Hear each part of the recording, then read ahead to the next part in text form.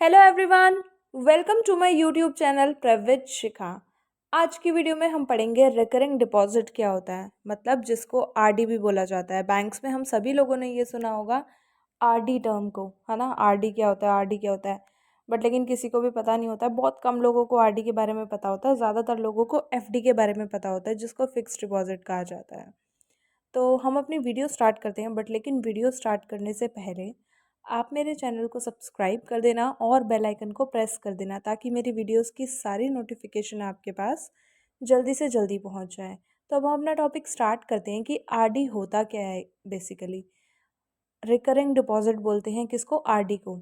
A recurring deposit commonly known as RD clear is a unique term deposit that is offered by Indian banks. RD एक ऐसा term deposit है, एक अलग तरह का term deposit है जो कि इंडियन बैंक्स के द्वारा ऑफर किया जाता है उनके कस्टमर्स को। It is an investment tool which allows people to make regular deposit and earn decent return on the investment.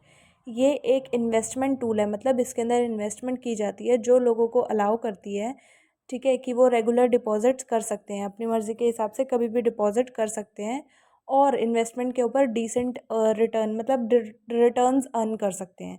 मतलब ये एक ऐसी इन्वेस्टमेंट है जिसको हम अपनी मर्ज़ी के अनुसार कभी भी कर सकते हैं रेगुलर बेसिस पे।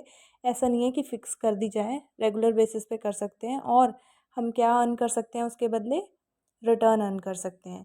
Due to the regular deposit factor in an interest component, it often provides flexibility and ease of investment to user individuals। Regular deposit होने की वजह से इसमें इंटरेस्ट कंपोनेंट काफ़ी फ्लेक्सिबल होता है और इंडिविजुअल्स को इन्वेस्टमेंट अच्छी होती है इसके अंदर। However, it is essential to know that RDs are different from fixed deposit। तो ये समझना बहुत ज़रूरी है कि RD डिफरेंट होती है किससे, FD से। कैसे? RD are flexible in most aspects, मतलब RD में, रिकरिंग डिपॉजिट में बहुत फ्लेक्सिबिलिटी होती है अलग अलग तरीके से। जैसे कि an RD account holder can choose to invest a fixed amount each month while earning decent interest on the amount. जैसे आरडी जो भी पर्सन करवा रहा है, अकाउंट होल्डर जो भी अपने अकाउंट की आरडी करवा रहा है अपने अकाउंट में, वो क्या कर सकता है, अपना फिक्स्ड अमाउंट चूज़ कर सकता है कि वो हर महीने कितने पैसे जमा करवाएगा और उसके ऊपर इंटरेस्ट अर्न कर सकता है। RDs are an ideal saving cum investment instrument.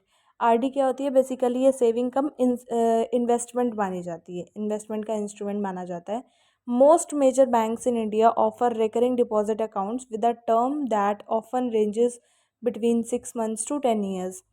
मतलब बैंक, इंडिया के मोस्ट ऑफ द बैंक्स क्या करते हैं, आरडी अकाउंट ओपन करवाने ऑफर करते हैं अपने कस्टमर्स को, जो कि इसका टाइम पीरियड कितना होता है आरडी का, 6 महीने से लेकर 10 साल तक। Also providing individuals with the opportunity to choose a term according to their needs. और ये भी फैसिलिटी प्रोवाइड करते हैं कि पर्सन, अकाउंट होल्डर अपनी मर्ज़ी के हिसाब से क्या चूज़ कर सकता है, अपना टाइम पीरियड चूज़ कर सकता है कि उसको कितने मंथ्स या कितने ईयर्स के लिए करवानी है।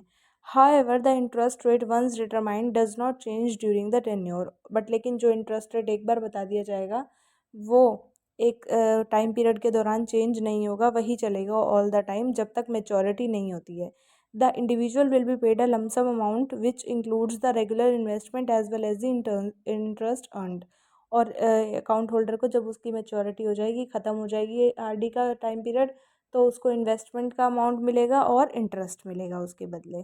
जो उसके बदले उसने कमाया था वो इंटरेस्ट भी उसमें जुड़ के मिलेगा। तो ये होती है हमारी आरडी, ठीक है, जिसको हम रिकरिंग डिपॉजिट कहते हैं, जो कि फिक्स्ड डिपॉजिट से अलग मानी जाती है और फिक्स्ड डिपॉजिट से काफ़ी फ्लेक्सिबल होती है। अगर आपको वीडियो अच्छी लगी है तो प्लीज़ लाइक कमेंट शेयर ज़रूर करना। अब हम मिलते हैं नेक्स्ट वीडियो में। Thank you so much, bye bye.